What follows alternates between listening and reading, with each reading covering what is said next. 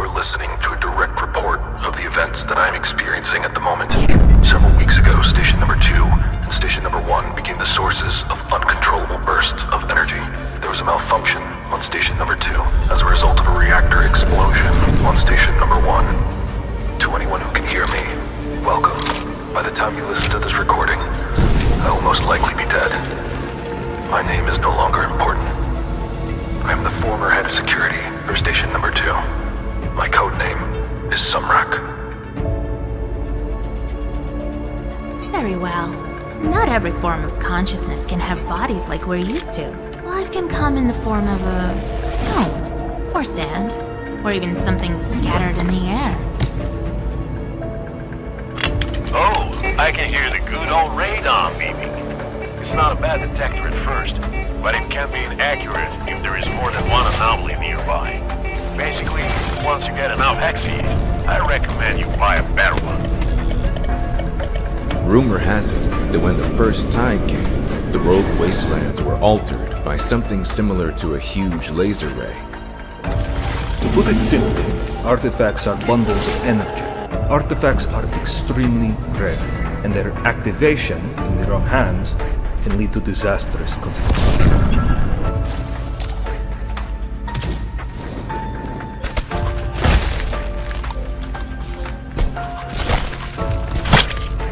We tried to give you a chance, but your stubbornness doesn't leave us any other choice. Soon, I will be able to break free from the shackles. Now, you will die. The power of the tides will destroy you.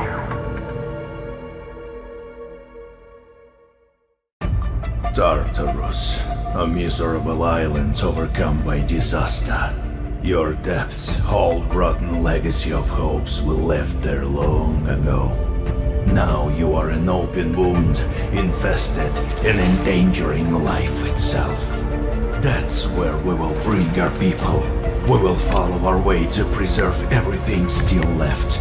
The expedition will carry on. Tartarus can be nominally divided into two parts. The left one is where people have established their settlements. New communities appear there, as well as new trade routes and conflicts. This is where the main storyline unfolds, and PvE locations are situated. You will start here. This part of Pioneer is an adventure game with minimum MMO elements. We put a lot of efforts in our level design and use the best practices of narrative in dialogues.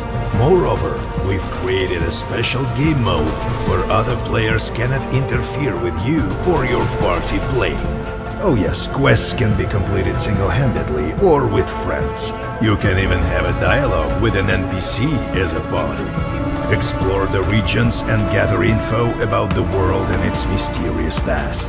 Rest in any of the settlements, spending time in bars or playing mini-games. Trade for resources and try to gather as much as you can.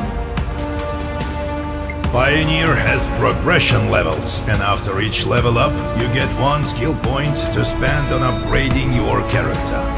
This can make playing easier, but without creating builds, you won't have that big of an advantage on the battlefield.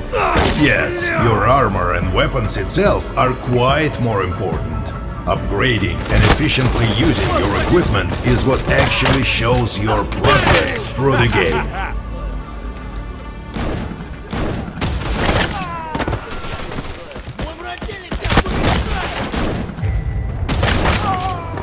Черт, ты выпендривались? Нечего было выеживаться.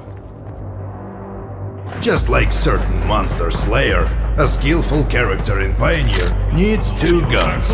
One for killing monsters, and another for punishing teammates or, rarely, other players.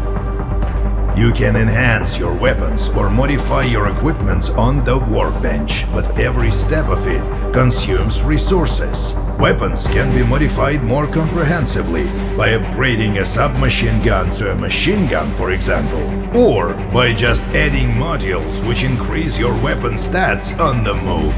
Upgrading the most interesting and powerful equipment demands unique blueprints and resources. And that's the catch. The rarest of the loot can be found only on the right part of the island.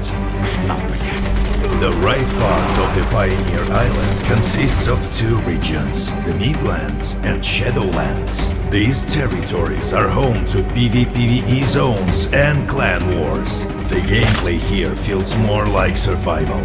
Another player encountered here is likely to be an enemy, and the local creatures are decidedly more dangerous and ferocious. These two regions lack quests and are much less forgivable with regard to the players. You can lose all the resources you've spent time and effort gathering. At the same time, your death in a regular PvE zone will cost you just some polish on your equipment and a little bit of your pride. Your typical gameplay on the right part of the island looks something like this. You're gathering resources or joining your clan members to seize the production point.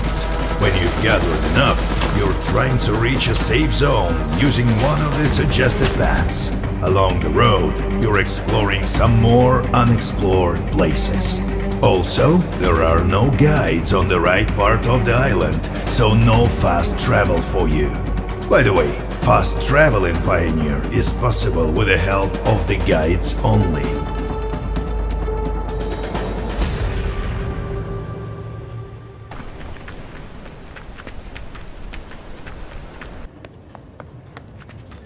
In addition to PvP, MMO fans will enjoy our raids and world bosses adapted to the realities of MMO FPS. After all, it would be fun to see how familiar activities look in unfamiliar conditions, wouldn't it?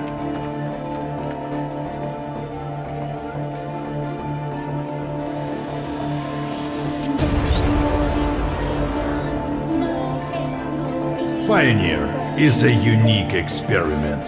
The further you delve into the depth of the island, the more the game transforms, transitioning from a role-playing adventure to an intense survival experience. We'd love to tell you more, but unfortunately, we'll have to do it in due time.